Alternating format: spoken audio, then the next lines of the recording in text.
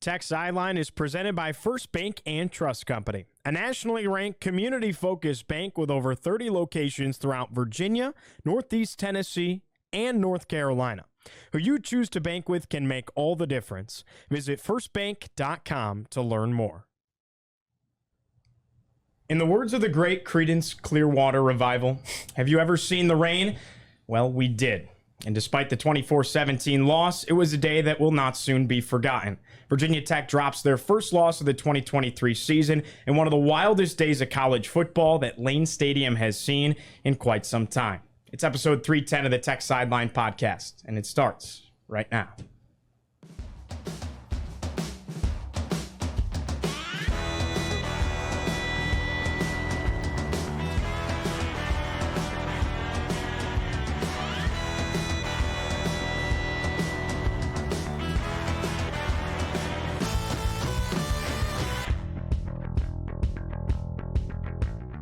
We record on Monday, September 11th, 2023, from Tech Sideline's high-tech studios in the Virginia Tech Corporate Research Center. If you're watching on YouTube, make sure to like and subscribe to our channel, and please share the podcast with a friend.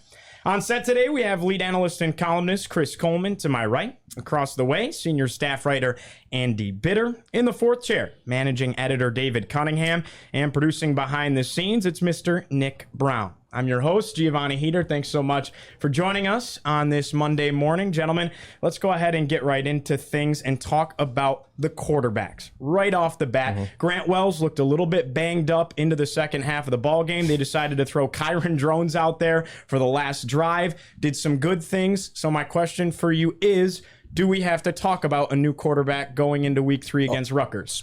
Very possible that Wells isn't healthy enough to play this week. My understanding is that even on Sunday, really couldn't push off of his ankle, significant swelling, and then a tremendous amount of pain. He should not have played in hindsight in the second half the other night. I don't know if halftime was long enough for them to get a full medical diagnosis on him, but probably shouldn't have played. So yeah, I don't think, and I don't want to put him out there against Rutgers if he can't protect himself. I don't see the point in that. Like, at least Drones is healthy right now and can protect himself. So it would not shock me if we saw Drones at least a significant amount of that game, maybe even all the game. Yeah, and it was too bad because Wells sort of got something going there for a while against Purdue. Slow start for everybody in that game. And, 6 hours in, they finally get going once that rain delay is over with. But, he looked pretty sharp there in the second quarter. They come back, tie it at 17, and then that low hit. He's hobbled the rest of the game. You could tell. Yeah. I mean, he wasn't moving around as well. There's that one play where it's like 3rd and 9, and they're at the 40-yard line, I think, of Purdue, and he gets free from the pass rush, steps up, and he's like, should I run it? Should I pass it? Should I run it, pass it? He's got 2 blockers and 1 defender in front of him, and he sort of hems and haws and eventually tries to tug it around at the last second, and he gets tackled by the one guy within 20 yards of him. I mean, really in all directions. I mean, he really could have run it. So I think a fully healthy Wells tucks it and runs at that point. I think just instinctually you would do that, but, you're thinking about the ankle. So Tech goes to Kyron Drones late. Probably should have gone earlier than, hey, the game is on the line with 91 yards. Just take us down the field. 2.5 minutes left, 91 yards from the end zone. That's when you get your first action in the game. It's kind of a ridiculous spot to put him in, but that's the decision they make. And now, probably have a decision going forward. Do you want to have the more mobile guy or somebody who's maybe not 100%, but who does throw it better, especially since Rutgers stops the run so well? Okay, so what'd you see out of Kyron on that drive? Started it, boom, right off the bat with a first down to Daquan Wright. Had a couple of overthrows, some miscues, had that really nice run, lowered the shoulder down the left sideline. I mean, that kind of, people on Twitter were like, that showed me everything I need to see about Kyron Drones. Put his body on the line. What did you like? What did you not like in that very small sample size we did see out of number 1 in orange? Very difficult to judge because, Purdue was very much in keep everything in front of us mode. Love the aggressiveness on the run, of course. I don't know. Look, you've got to put him out there in a regular drive when the offense is running their regular stuff and the defense is running their regular stuff to fully judge Kyron Drones. It's one drive. It's like judging Pop Watson on 3 plays in the spring game. How much do you really know about Pop Watson? Well, the fans know everything they need to know about Pop Watson after 3 plays. What are you talking Burn about? the red shirt. But we'll find out. I think we'll find out about Drones this weekend. If they now, I'm an advocate of starting him this weekend because I just don't think that you're going to be able to do much with Wells hobbling around. I expect he's in a boot right now. I mean, everything I've heard about his injury is it's not there's nothing broken, but it's one of those things that is extremely painful, and he's not going to be able to play effectively. He can play, not effectively. If you start Drones this weekend, it does 2 things. All right, if Wells is the best option, then you give him time to get healthy.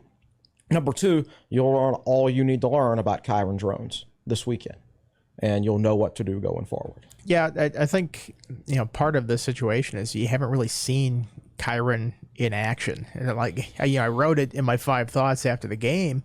This kind of feels like 2019, like shades of 2019 in a way, where Ryan Willis was the starter, Hendon Hooker was the backup. You'd heard he's not really the fully formed passer that they want him to be, but he's a dynamic runner, and he brings that element to the game. And once he got his shot, they revamped the offense around him. Now, that was a different team, and that had an offensive line that had Christian Darrisaw and a couple other future NFLers very young in their career on that thing. I don't think this offensive line is that, but I wonder if you just have to put him out there and give him the shot, because this run game has been so bad that you need something to jumpstart that. Is it a quarterback who can be another option there? Because right now opponents aren't respecting Wells on the run, right? Especially especially after he got hurt. There's an option play where they just went and took the option pitch and they're like, you can take it, and Wells did, and he just fell down right at the line. He couldn't move. It's just not his forte.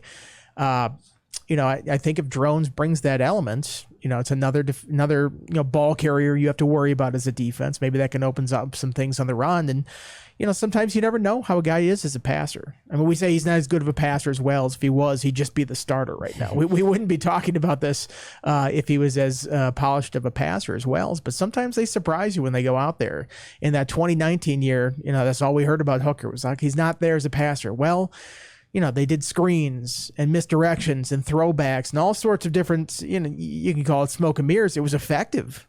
It was effective as an offense. So I don't know if they necessarily want to revamp the offense around that kind of skill set that they have. But, right now they're not moving the ball. They're certainly not moving the ball on the ground. And perhaps inserting a guy like Drones in the game could do that. But either way, you have to get a full evaluation on him. You have to see how he plays in the game, not 4 or 5 snaps on the second series of the ODU game, or a last-ditch drive where toughest spot possible to put a cold quarterback into the game. I have a lot of comments on the quarterbacks. Okay. Since we're talking about them, I want to talk about this. I sat in the 11th row, section 14, behind the Tech bench the other night. Good seats. How'd you get those? Yeah, amazing. I upped my donation last week. Mother Nature? Yeah, right. I watched the quarterbacks during the game, and at no point during that game did Kyron Drones have his helmet in his hand on the sideline. So he was never prepared to go into the football game. It was like he knew he wasn't going in. He knew he was not part of the plan until they just decided, well, Wells is too hurt to go anymore, so we're going to throw Drones in there.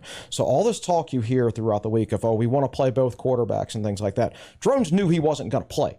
If he was going to play, he would have had his helmet in his hand and been ready to go in the game at any point. And if Pry's trying to trick anybody, all a Purdue coach has to do is look across the field and see that the other quarterback doesn't even have his helmet to know that that's not going to happen. So I don't think that competition was very close, and I don't think they're serious about a quarterback rotation. I think they're saying that for a variety of other reasons, and I don't know what it is. I don't think it's good for either quarterback that they say it. I wouldn't like it if I was Kyron Drones, if the head coach and the offensive coordinator tell the world that I'm going to play and then I don't play, and it's almost kind of embarrassing. And from the way they're handling the situation, they clearly view Wells as QB1. If I'm Wells, I don't like the fact that they're not willing to tell the world that I'm QB1, right? So I don't think that. I think they should have named Wells the starter and said nothing else at all, because now we have this view of both guys, but I don't think your average fan realizes that they view Wells as by far the better option. I mean, and all this stuff about a rotation, everything I see on the sideline from 11 rows back shows me that Drones was never prepared to go in that football. He even left the sideline at one point to go into the locker room. He was not prepared. I saw that. He was not prepared to go into that football game. So all this stuff about a rotation and they want to make teams prepare for both, that's not happening. And they've not seriously dedicated themselves to that at all. It's a smoke screen with no smoke. But we're about to find out about Drones because they're going to have to play him now. But from what I can tell, they don't really view him as a significant option until Wells got hurt. So we'll see what happens. And other things about the quarterback position, and I want to get into this now, and I put this in my article yesterday.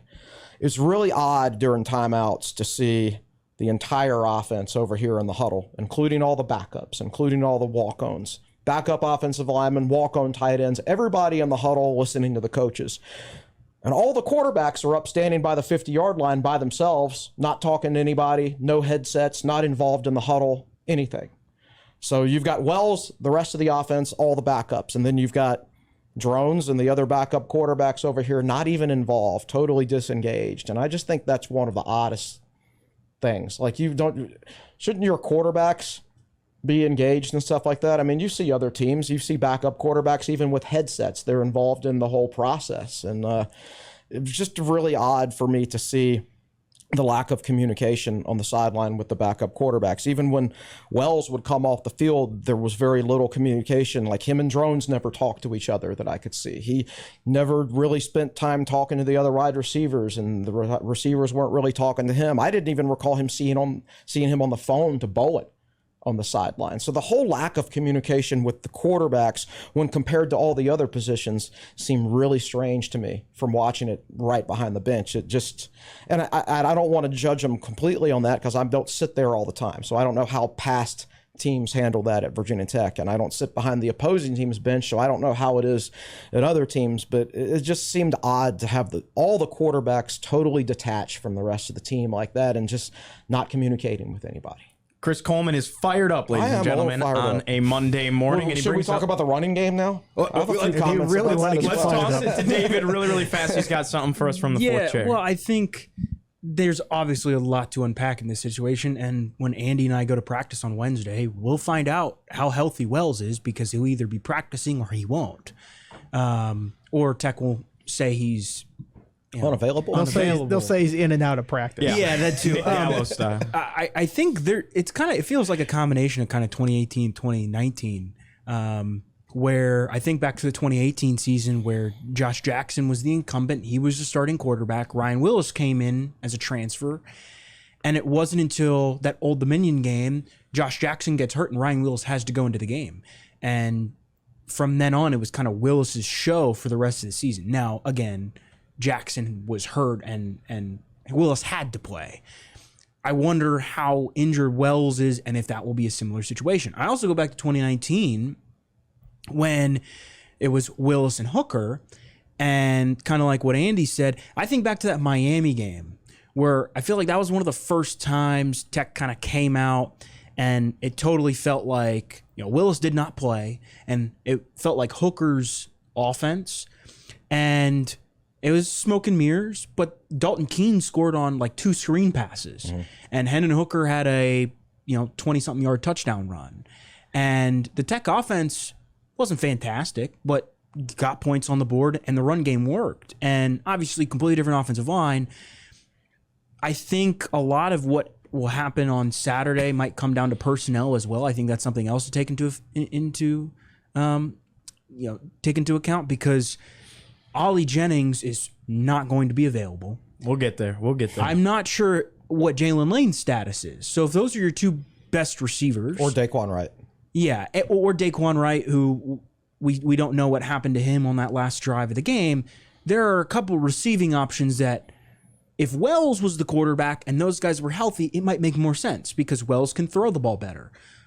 But if 3 of your best receiving options are not healthy, and Wells isn't 100% healthy, it might make more sense just to go with a guy who will make the defense have to kind of play it both ways. He'll have to make the defense stop the run, but also, if you can scheme stuff up for him where he's, throwing a screen or throwing a ball across the middle that he's comfortable with, I think, them putting him in so late, that's such a disservice to him.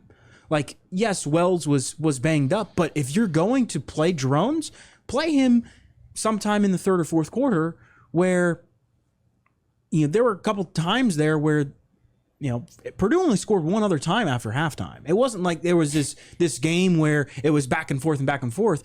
Tech couldn't do anything offensively. And it got to the point where Wells was just so banged up, they kind of had to put Drones in. And now it's to the point where, like you said, Chris, nobody knows what Drones has. I don't know if the coaching staff necessarily knows what Drones has. And Pry mentioned this a little bit during fall camp. We haven't necessarily seen all of what Drones can do because of his athleticism. And you can't see that when they have their orange jerseys or yellow jerseys on and they're not being tackled during camp. Nobody knows the full extent of what Drones can do except for that, final drive we saw. So I think there are a lot of unknowns, and a lot of what happens this weekend is going to kind of depend on personnel. Yeah, sometimes you don't know what you have in a guy until he gets on the field. It's just sort of the lights come on and they perform. I mean, remember, Hendon Hooker was not the favorite choice here for a while until he got on the field. He was not the favorite choice. He went to Tennessee, and Joe Milton beat him out initially, and then he gets on the field. It's like, oh, this guy's much better. Maybe he's just doesn't show that in practice or something like that, or the games come on and he's just much better. And I'm not saying Kyron Drones is Hendon Hooker. I don't want to say that, just to be clear off the top. I'm not going to compare him to a guy that probably should have been a Heisman finalist if he doesn't get hurt. But there's an aspect to it that, like David mentioned, you're in the can't touch the quarterback in the orange jersey during practice. It's different once you get into the game, and all of a sudden that athleticism comes into play, and it could very well help this ground game because there's just been nothing going on the ground for them. Purdue outgained Virginia Tech with 427 yards of total offense to the Hokies 286. Tech's offense struggled to run the ball with just 11 yards on the ground. Let's get into that conversation. We knew that Purdue had this massive defensive front, and it could be troublesome for Virginia Tech. I don't know if we thought they would only run the ball for 11 yards. First, we'll go to Chris. No, I was thinking something between 75 and 100 yards. Something bad, but not one of the worst performances in Virginia Tech history, which is what we got. Half a yard a carry. Even if you take out sacks, it was 19 carries, 44 yards, 2.3 yards per carry. Tootin had 8 carries for 4 yards. That includes a 14-yard gain, which means he netted minus 10 yards on his other 7 carries.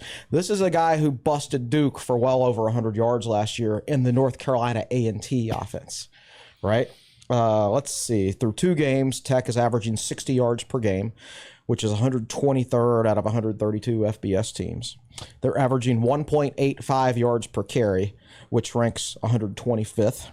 And the thing is, they're getting worse. Like last year, they averaged 3.1 yards per carry, and this year they're at 1.85. So through 13 games of Tyler Bowen's tenure as offensive coordinator, Virginia Tech is averaging 2.95 yards per carry. And you can talk about talent level all you want. And we sat here before the season and we said Tech's offensive line is young, inexperienced. They're not going to be very good. They're not 1.85 yards per carry bad, especially when ODU is one of the teams you've played. And ODU gave up 173 rushing yards and 4.3 yards per carry to Louisiana the other night. Virginia Tech's former 6th-string running back, Jalen Hampton, now plays for Elon and rushes for 89 yards on Wake Forest, despite that huge talent disparity. Tennessee Martin rushes for 132 yards and averages 4.4 yards per carry against Georgia. Fresno State ran for 116 and 3.1 against Purdue. Not great, but miles ahead of what Virginia Tech did. And by the way, Fresno State's a team that barely survived Eastern Washington in double overtime the other day. Let's see. Lafayette, an FCS school, managed 126 yards rushing and 3.8 yards per carry against Duke, who shut down Clemson, right? Obviously a big talent disparity, but they were able to do something. Old Dominion lost their 5 best players on offense, and last year they averaged 92 rushing yards per game and 3.56 yards per carry. They changed offensive coordinators, and now they're averaging 173 rushing yards per game and 4.4 yards per carry. There's all these teams that have had talent disadvantages against certain teams through the first 2 weeks of the season, and they're doing miles better than Virginia Tech is doing. This is a 13-game sample size now, and we've seen the running back personnel change. We've seen 2 assistant coaches enter the program. It's just so many signs here that point to Virginia Tech's running game being broken from the very top of the offensive structure. And we can sit here and talk. We spent 20 minutes talking about the quarterbacks and changing quarterbacks, or whichever quarterback starts, or even whichever running back starts. All of that is you're treating the symptom. I think that doesn't fix the overall issue for Virginia Tech. And we have 13 games of evidence now. The running game just isn't good enough, no matter who they're putting out there.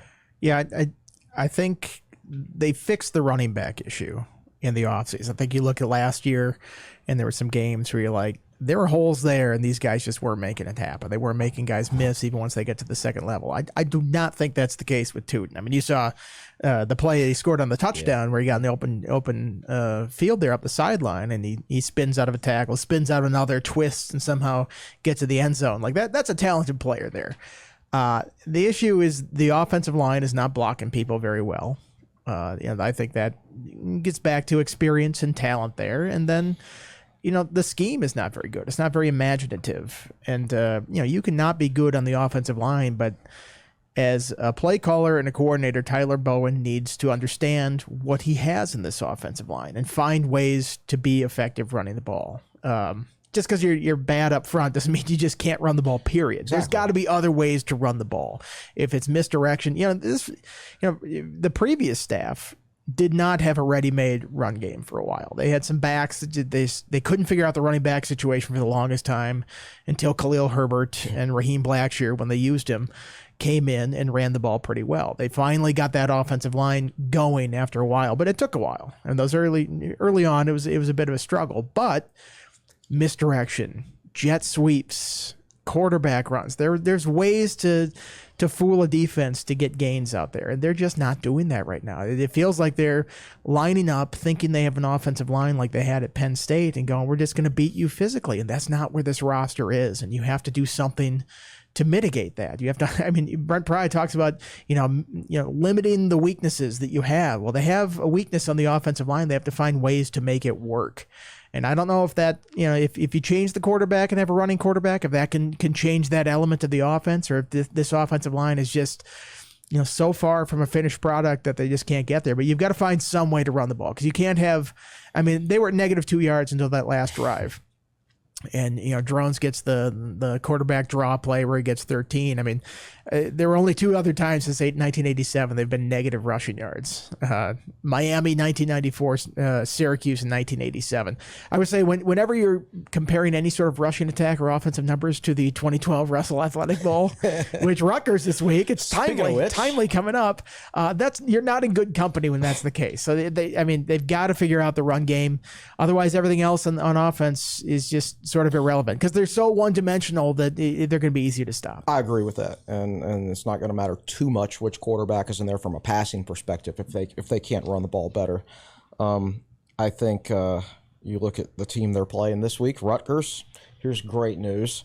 Rutgers is allowing 40 yards per game rushing, which ranks number 3 nationally, and they're allowing 1.74 yards per carry, which is number 6 nationally. They have played 2 horrible offenses. It's not a murderer's row of opponents they've had, but it's not like Virginia Tech is going to be a murderer's row opponent either. So this is not setting up great. Like, you're looking at a rock fight. The last time Virginia Tech played Rutgers, the Hokies had 3 rushing yards, if you remember. Well, did you see the total for this game was 40.5? Really? And it's the lowest of the week that was on the way. It's lower than both the Iowa schools are like 42.5 and then 45.5 for Iowa State and Iowa. So lower than the Iowa schools. That's pretty low number. Rutgers did win 36-7 this past week, but it was 13-7 in the fourth quarter. They ran away with it late, and then they beat up on Northwestern, who they have lots of issues right now, obviously. So, it's not going to be an exciting game this Saturday. It's going to be one of those rock fights that you stay in, you try to win the turnover battle, and win it late in the fourth quarter. But we'll talk about that more on Wednesday.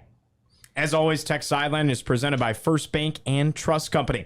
Check out their new Checking with Perks account that comes with cell phone protection, roadside assistance, fuel savings, deals and discounts, and so much more. Visit firstbank.com to learn about this great new account for students. All right, let's continue. Injuries. I mean, if you came into this season and you asked me who's one guy Virginia Tech cannot afford to lose, I would not have told you a quarterback. I would have said Ollie Jennings. And so early in the year, week number 2, the one thing you want to do is get out of games healthy. He gets rolled up on. Jalen Lane comes into his ankle, lower body, whatever you want to consider it. Now, we're not going to sit here and pretend to be doctors and speculate all day long, but I'll say it didn't look very good. They lost, I would say, their 3 most important pieces for the passing game. Or Ollie Jennings, Jalen Lane, and Grant Wells.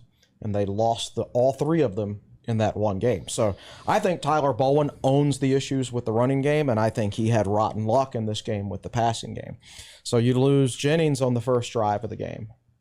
You lose Lane, I believe, on the first drive of the third quarter probably is when he got hurt, and I think it's a hamstring there.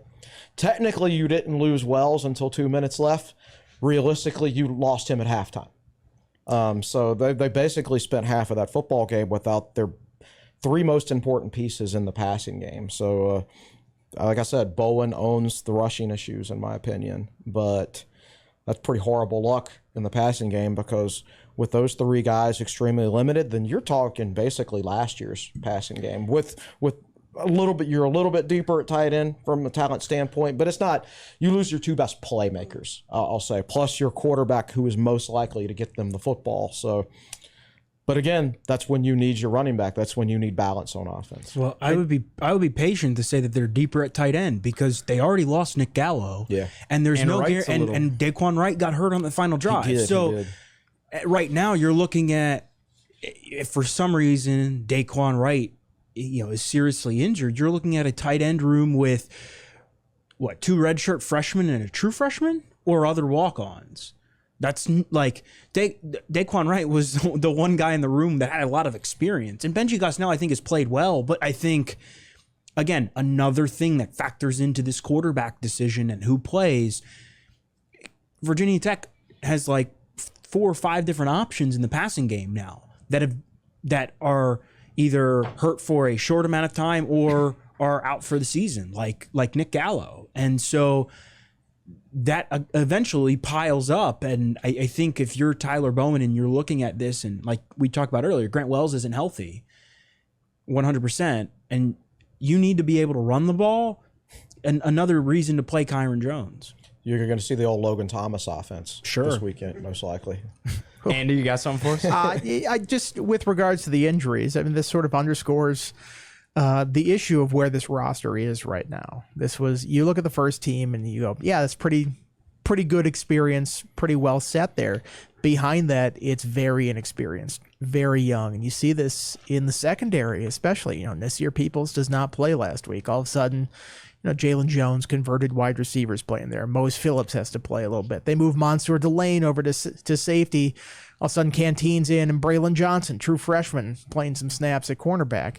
It's just, they have this veteran group at the top of the depth chart, and then this other group that's way down. Keontae Jenkins got shaken up early in the game. Caleb Woodson ended up playing. He did return, didn't he? He did. 30-some snaps for Woodson. I think it was more than that. Caleb Woodson played 39 snaps and had a 58.1 PFF grade. Right. Yeah, so I mean, you go from a guy that you feel really strong about at that star linebacker spot to somebody who's played, 50 snaps in his career, 60 snaps in his career. I mean, that's just where this roster is. And last year, I mean, they had the injury to Dorian Strong, which wasn't great, did not help things there, but they kind of stayed mostly healthy. Offensive line got through all of last year without getting banged up. I think a lot of the other positions they were okay with. But if the injuries start piling up, this team gets very young, very quick, and that just presents more problems. Yeah, and like the issue, it'd be one thing if they were spread out, like one guy at this position and one guy at that position, but like with the exception of like Peoples, it's like they're all in the passing game, whether they're tight ends or wide receivers, and a quarterback, obviously. So oddly, I feel like they could almost like, not to say that losing Jennings isn't a major loss there, but they did have some guys. They had some numbers at receiver. Like, could you imagine last year if they lost Caleb Smith? Right. Yeah. Like, what would that receiver room have looked like? This year, Gosnell looked all right out there. Yeah. There's some promising youngsters that are out there as well. Daquan Felton didn't do a whole lot the other day. I want to see him have a bigger. I expected him to be a guy that could really take it over the top. He was the 6'5" guy, right? And really, Right. Jalen Lane has stepped up, and Ali had a big. You didn't see anything out of Ali in game number 2. Quan has been kind of the one out of the 3 that has been a little underwhelming. Would you? Yeah, agree? a little bit. Hasn't been used as much as the other two, not as many opportunities. But I don't think, from what I saw on the sideline, I would not think Lane would be a long-term thing. I wouldn't think so. Now, that's another thing I saw. Didn't see him get hurt, but I saw him on the bike, and he was pedaling pretty hard. Then he gets off the bike, and he starts jumping up and down, like as high as he can, as fast as he can, and as hard as he can. Like he was really testing his leg. I thought, considering like how hard he was jumping and how much pressure he was putting on his leg, that he was going to be fine to come back in. But he never did. So, but I would think, now if it's a hamstring, you don't want to mess with that too much. But with how I saw him moving on the sideline, I was a little surprised he didn't come back in the game. So I wouldn't think this is going to be a long term. I wonder, that's a wet field still, and you're dealing with That's- stuff like that. I wonder how much that factors in. A week is a long time. From that to be able to play next week, I would think that he would be And that field is kind of, Tech's surface is slippery when it's wet. You saw it on the one play where Gosnell caught a pass. The defensive back tripped up, and Gosnell was about to break it inside for a big gain, and then Gosnell slipped up. You had both guys slipping up right on the same spot, and you saw a few other guys slip throughout the course of the game too. So you're right, that could have been when part you of it. get 4.5 inches of rain over the course of an afternoon, I guess that's bound to happen. Yep. All right, so let's take it to that part of the conversation. Let's go Mother Nature. I know David was eager to talk about this. Just a day that has never happened before, really, and we might never see again. It goes down as the longest delay in college football history due to weather, 5 hours and 27 minutes. I kind of want to ask you guys, share your experience a little bit. It was funny. We're all almost like trapped in the stadium in different spots. You guys were on press row. I was down on the field getting soaked, made it up to our 3304 radio booth and hung out with those guys up there. Nick Brown was up there calling the game. Chris is a fan in the stands. Everybody saw this from a different perspective. So we'll go to Chris first. Mine's the most unique. So, like an idiot, I forgot to download my tickets to my wallet on Friday night before the game. Rookie move. So, The internet works around the stadium. it works so well, yeah. So I'm around the stadium tailgating, and I'm like, let me get my ticket ready. Oh, wait. I forgot to put my ticket in my wallet. Let me do that right quick. Can't get the internet to pull up because I've got Verizon and it just doesn't work around the stadium. I have to walk all the way back to Main Street before my phone works. No way. Yeah, dead serious. All the way to Main Street before it starts working and I can download my ticket. This is like 11:05. So I'm like, might as well have a beer while I'm on Main Street. So I go in there and I'm drinking my beer and I get a text. And this is probably before anybody else received any word, but I don't know how this guy got this information. He's like, lightning strikes 6.8 miles from Lane Stadium near 81. Very strong chance that the game gets delayed. So I'm sitting there thinking, do I start walking to the stadium now and then it gets delayed? And then they delay it. And I'm like, okay, well, here I am. And no reason to go over there until I know when they're going to restart it and things like that. So they're about to restart it, so I'm about to leave and start walking up there. And then it thunders, and I'm like, let me check the radar. And I'm like, they're going to stop this game again. And so I didn't walk to the game. I stayed there and watched the first couple possessions on TV, just thinking it's about to get stopped again. And I'm not going to walk all the way to the stadium just to have it get stopped again. And when they might even make people leave the stadium. So I stayed there, and sure enough, within 10 minutes, they had stopped the game. And after that, I'm in the waiting process like everybody else. When's it going to start? At first, I had heard Tech was not optimistic that they were actually going to have the game at all. Fortunately, they waited long enough to make that decision to where they could have it. And then you sit there and you wait, and at first I heard it was going to be at 7:30. My neighbor walked into Champs and said, yeah, our neighborhood's kind of flooded. So I'm about to walk to my car and thinking I got plenty of time between 7:30. I'm going to go check my house and then come back and then go to the game. But then they announced, oh, it's going to start at 6:15. So I'm like, now I don't have enough time to go home and check my house and then come back. So I didn't check my house. I just went to the game. My neighborhood looked like a war zone after the game, and I had no internet. Like there were like 3 Xfinity trucks in my neighborhood, like fixing all the cables and everything like that. But did make it to the game, sat behind the Tech bench. There's my very unique story from Saturday. This guy's like John Mulaney. He can tell a good story. My story's not interesting at all. I sat in the press box and watched football for 6 hours. And like all sports writers who haven't been fed in 2 hours, I started immediately worrying about where my next meal was going to come from. So, sports writers in the zombie apocalypse would be absolutely worthless. Like just feed me to the zombies at that point. Because all I'm thinking about is where my next meal is. Like I'm of no help in situations like that. So yeah, we just sat in the press box and watched football games the whole time. It was boring because I wanted to, I didn't want to be there for 15 hours, but I didn't get wet the entire day. Like of all the people that came to Lane Stadium, like we were probably one of some of the few that just did not get wet at all during the day. I did get to watch the UVA JMU game, so that's a positive. Yeah, I got to watch Syracuse beat up on Western Michigan, which was a good time. We were like, it was funny. Like it was just a weird day where you're like FaceTime it like. We had photo credentials, so for whatever reason, the guy wouldn't let us into the media area, which is understandable, like by press row. So we're like FaceTiming our friends, watching football games like together. Like, oh, did you just see that? It was just like a day you'll never forget. Really. It was something like it was about the size of a spring game crowd that eventually filed into the stadium. I would say even smaller, maybe, and depending on the spring game, which one we're talking about, and then. Except you're playing a real team. So you're playing a real team in front of a small crowd. So it was kind of like a COVID crowd, except bigger than a COVID crowd. But it wasn't a full crowd. It was just a very unique. Marshall game 2018. I would say maybe a few more people than that Marshall game, but I don't know. And less fog, for sure. Warmer, yeah. But yeah, strange experience. And I watched that Marshall game from like a suite or something like that, or a box. Did you even see the field with the fog? Oh, it was there are times you couldn't see like the far end. Yeah. It's a situation too where again it was just a crazy day in Lane and ended up making it through. I will say I thought more students showed up than would have returned. Like that was pretty good. They didn't completely fill the north end zone, but I think the freshmen and seniors did their part. And I think a lot of them went down and like sat in the regular seats because they don't get a chance to do that very often. Like you saw a whole bunch of them in the front row standing up and everything like that. So I thought they made a good showing.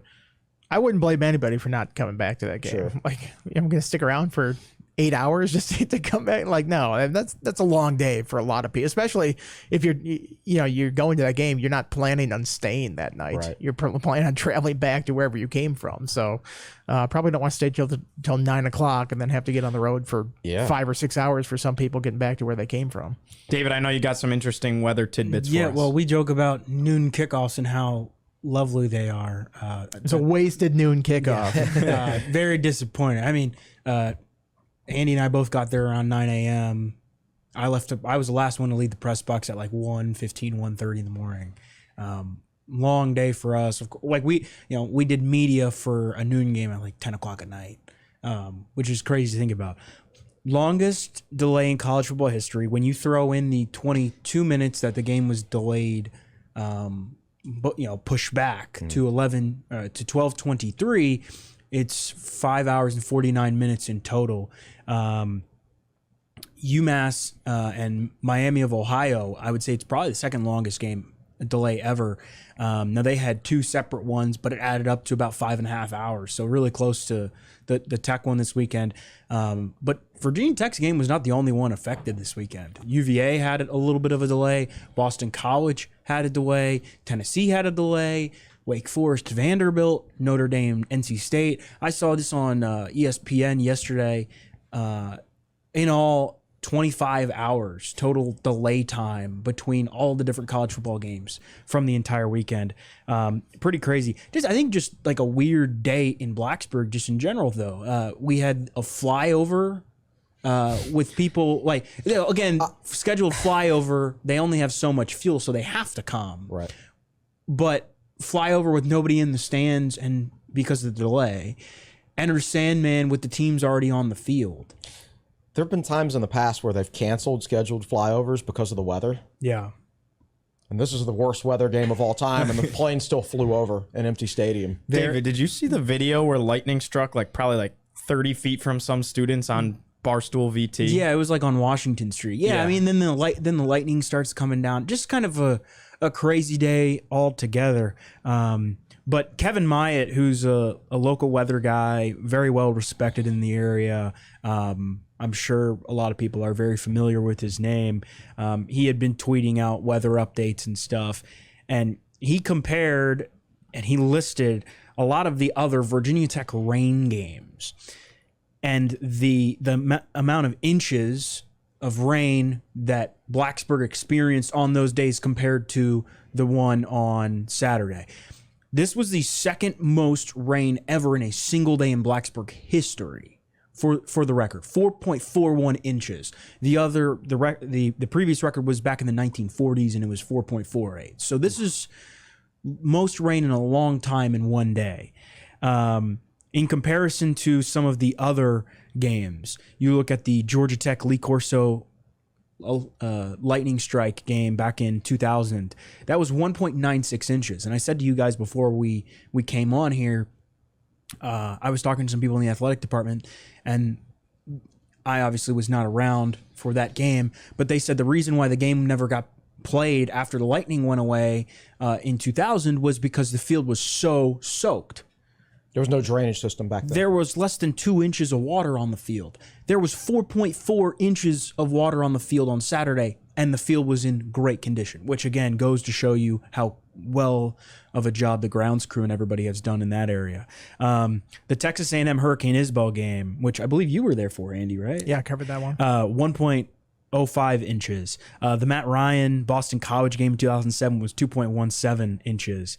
The Miami game in 2009, the 31-7 game was 1.69 inches. And even the Duke game, a couple years ago, when it didn't look like the field had really held water much, that was 2.23 inches. So shout out to the grounds crew and everybody. I wrote a entire story from Saturday's game on just the longest weather delay and everything that went into it. And the grounds crew brought out essentially a giant vacuum to suck the water up from under the field, and spent probably an hour and a half, I would say, doing that. So got the field back in pretty solid playing condition after a really, really long delay. And certainly a game that I don't think anybody's ever going to forget anytime soon, unfortunately. Bill Roth and Mike Burnup sounded like Bud Abbott and Lou Costello on the air as they joked about, as Mike kept calling it, the sucker-upper of the water on the field. And they just sat there and did slapstick comedy and listened to the 2014 Ohio State tape for Did they really? For the 5.5 hours. Fellas, anything else from this ball game that you feel like we have not covered before I ask you what's coming up on TSL this week? I would say that the two things, I think we all recognized that this was a game that could go either way. We all picked Tech to win a close one, but we all recognized it could easily go the other way close. So it's not the fact that Tech lost this game. I take away two concerns, and this would have been concerns whether Tech ended up winning a close one or losing a close one. The running game, obviously, you can't average half a yard a carry, and it's becoming a trend now. And not only is it a trend, but through 2 games this year, it's actually worse than it was last year. So that's an issue. And the other one is how bad Tech started. They just did not look as well prepared as Purdue.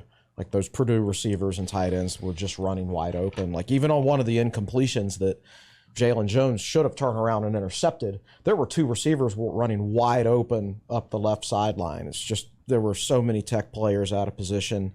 I feel like that's 2 weeks in a row where I didn't feel like the highest paid coaching staff in Virginia Tech history had a schematic advantage over the opposition. So those are my 2 biggest disappointments coming at us. My major positive is how the passing game looked in the second quarter. I thought they were really rolling, and I thought after some defensive adjustments, the defense settled down and did okay. But you want to have a better start, I think. I think it's really tough for anybody to come back and win a football game when you're down 17-0. Especially when you lose the turnover battle 2-0, Andy. Yeah, slow start. initially, and then slow start coming back out of the restart. So whatever they were doing, I mean, I know it's tough to sit there for 6 hours or whatever and then get them back up to play. It's not really something you're used to, but whatever they're doing, I think they need to change some things up based on what they did Saturday. And, Pry mentioned afterwards about playing complementary football and needing contributions from all three phases. It didn't get a lot from special teams in this one. I know Tootin had nice kick return. They got up to like the 35 where it's like, oh, what are you doing taking that out the end zone? All of a sudden he's at the 35. It's like, okay, maybe he knew what he was doing in that situation. I thought punt return looked a little discombobulated there, where they had two Lane and Holloway back, and then they both went for the ball, and then the other one didn't block and they got tackled right away. I feel like they're going to need those kind of contributions. Like, they're so close. These games are won on the margins, and all these games will be very close. And sometimes you get that special teams play that's going to tilt the balance of these games. Yeah, and to add to that, speaking of special teams, I would expect to see Holloway as the punt returner now, because of course Lane has a hamstring issue. But not only that, like with Jennings out, you cannot afford to lose Lane for an extended period of time. So take him off that special teams play. As far as Tootin and Thomas as the kickoff returners, it's like normally I'm against that. Like, you lose Tootin, you're really screwed offensively. But at the same time, the running game's so bad. His best chance to do something is actually on a kickoff return. So I don't really blame him for running that one out. Like, you got to try to do something to make an impact on the game, because he certainly can't happen for him right now in the running game. Well, you remember the last guy that really made a huge impact on the kick return team like that was Khalil Herbert. That's right. And that you talk to Stu Holt about what he likes in the kick returner. He likes those running backs because they have the vision to see the hole and which way to go. And I know Colbeck is really fast, and people want him to be out there, but I don't think he quite has that same vision. No, he got hurt at one point too, right? He did get hurt as a gunner on a punt team. Yes, and I was going to go through and make a note. There were 7 guys that picked up an injury. And 0 pit players, right? On Saturday. Do we remember a pit player being down? Purdue. I think so. Grant Wells, Ollie Jennings, Jalen Lane, Daquan Wright, Keontae Jenkins, I should say 6, and Colbeck. Nick Gallo, obviously, we already knew was injured, and Nasir Peoples did not play. So Keyshawn Burgos got a little shaken up there. That was late. I can't remember if he came back in. Yeah, right. Is it arm? Yeah, holding his arm. Or something. So obviously, goes back to Andy's point. Not a lot. Like when this is a team that's already pretty thin at some areas. Jalen Jones played 50-something snaps and had like a sub 40 PFF grade. Yeah, that's not great. And it kind of goes to show you where some of these guys are at. And I think with these injuries, some of this, like obviously the Ollie Jennings injury is a fluke, and there's nothing you can do about it. But this is the second week in a row where Virginia Tech has been outrushed by a mile and beaten physically. Like, they out-athleted Old Dominion. They didn't beat up on them physically. Purdue beat up physically Virginia Tech in that game. Like, Virginia Tech has been the least physical football team in the 2 games they've played. And they're losing players to injuries in droves. This team's got to get physically tougher. They've got to be more physical than their opposition, because they have not been through the first 2 games. They're going to be playing a very, very physical defense this week. And even Rutgers, like, offensively, passing game is not their strength, but their running game has been pretty good. So they're going to be playing a team that on paper is more physical this week. So they've got to turn their physicality up to a different level. David? Yeah, I have 2 notes. Chris, you talked about another rock fight on Saturday. I think it's funny. I went and looked at, I got a spreadsheet with all of the historical lines for Virginia Tech football going back to the start of the Beamer era. This will be the this will be the 14th meeting with Rutgers. The first one was in 1992. Since 1987. It'll be the first time Rutgers has been favored since that 1992 game. Virginia Tech was favored for 12 or 13 straight games. And the craziest part is there were 8 games in between 1996 and 2003. Obviously, they were Big East counterparts. Virginia Tech was favored by as many as 40 points in some of those games, and by an average of 29 points, and covered in 5 of those games. which just kind of goes to show you how dominant Virginia Tech has been in this was in this series for a really long time. So yeah, go ahead. Sorry. And then I have I wanted to point out there were two guys that had 14 tackles for Virginia Tech on Saturday. Jalen Stroman and Kelly Lawson. They each had 14. Lawson had a half a sack too. Stroman had a tackle for loss. I think it was good to see Kelly Lawson bounce back after we talked about it. He played well at the end of the last season and then he didn't grade out well against Old Dominion. Came back, had 14 tackles. I'd say that's pretty good. And then the other thing, I had a question from Ranger Sam. He said, if Virginia Tech continues to struggle, should the staff look to youth for development and higher upside? Should the staff start playing youth over present starters? Also, do you feel we have the wide receivers to replace Jennings and Lane short term and for the season if needed? Culturally, you have to give playing time to people who earn it. And you certainly don't want to blow any red shirts in a season where you don't feel like it's going to be worth it from a record standpoint. So his question was, if it gets to the point where the season's not going so well, do you start playing youth? No, that's when you definitely redshirt guys. That now, if they've already redshirted and they earn playing time, then yeah, go ahead and throw them out there. But you don't want to start blowing red shirts left and right in a season that's not going to go very well. And his second part of the question was, just the youth and what happens if. It was about the receivers. Yeah, Receivers, can you? And is there enough youth to replace Jennings and Lane? If Jennings looks like it might be a long-term deal, but even if it's a short-term deal for Lane, can you replace their production? It's more reps for Aiden Green, and he was going to play either way. He already has been playing, and he played him a lot the other night. It might mean some reps for Turner Bradshaw at some point, who's a redshirt freshman. But do you replace their production? I don't think you do. Yeah, you lose the production. Maybe Takai Heath gets some snaps. I don't know. Has he played yet this year? He has not played yet. I heard a lot about him in the preseason. Haven't seen him yet. But like I said before, I feel like they have the bodies at receiver. You're not going to replace that production, though. Two guys that have done it at other places for multiple seasons like that. And just in terms of, if the season goes south, do you play the young guys? It's not like you're tanking for a better draft pick or something like this. Like, every game matters for these head coaches and their jobs, and the difference between going 5-7 or 4-8 and 6-6 is massive for perception for this coaching staff. And how do you tell future transfers like, oh, come in and you'll play, but then if we don't do so hot, we're just going to replace you by these high schoolers that we just had coming in. So a little bit different dynamic than I think from professional sports in that sense, that a lot of people think like, okay, let's get the experience for the young guys in the future. I don't quite know if you go that way. I mean, you try to do it in spots in college, but I think you do everything you can to try to win the games on the schedule. And on the contrary to that, I thought it was interesting in Prize Presser after the ball game on Saturday evening. He said there are situations where we are forced to play the younger guys that are going to play. I mean, you've seen it already up to this point. Braylon Johnson's in there. He knows they're going to need those guys, and it's specifically for injury situations like this. I mean, it's 5 veteran defensive backs and then complete youth after that. And they know that. I mean, that's why Dante Lovett's getting in there. Braylon Johnson's getting in there. Don't know if we've seen Jonathan Penix yet. I feel like we will at some point. We have.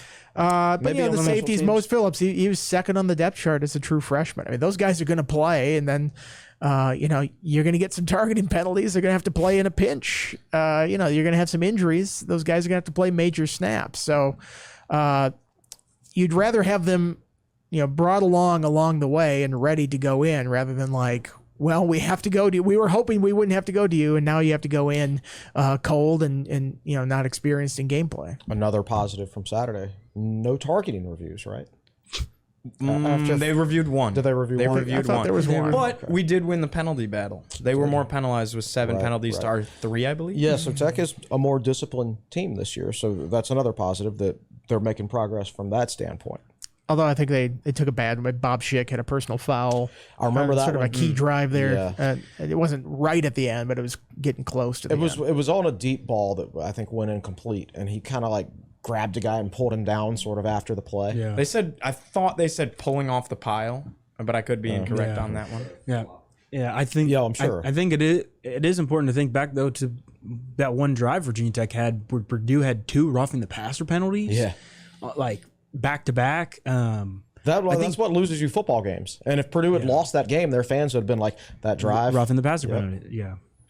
All right. Well, the Tech Sideline Podcast is brought to you by the Hokie Way. The Hokie Way is pleased to announce that their countdown to kickoff donation campaign reached its goal and was a success. They raised just over $265,000 in donation. Of that, $250,000 was matched, ultimately resulting in over $515,000 in funding.